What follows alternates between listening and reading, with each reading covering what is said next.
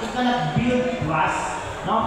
Or ang atong profile picture is dili presentable. So, lain din kayo, no? It's the first thing people see before they even talk to you. Like, example, nakoy mostly sa ato mga CPD online naman na siya.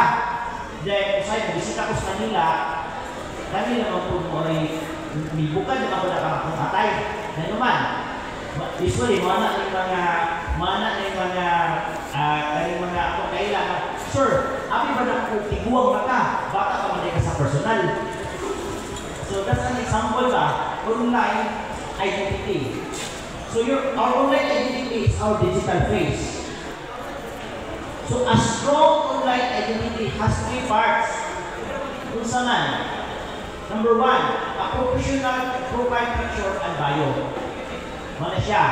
Meaning, a clean headshot, a smile, and a short, clear description who you are, and what you do.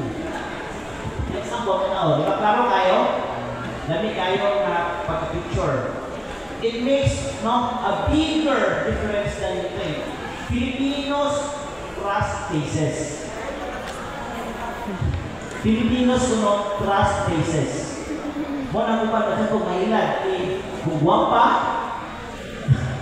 Bako, ha?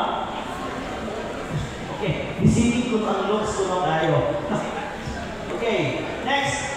The moment you see a real confident person, your guard, goes down. Muna, confident ay smart and very confident. Next, a consistent social media presence. Muna siya a strong online identity has 3 parts. Number 1, again, a professional profile picture and bio.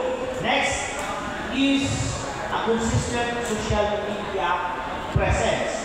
So our Facebook page, Instagram account, TikTok profile, and even our YouTube channel, be consistent lang dito sa ating mga postings.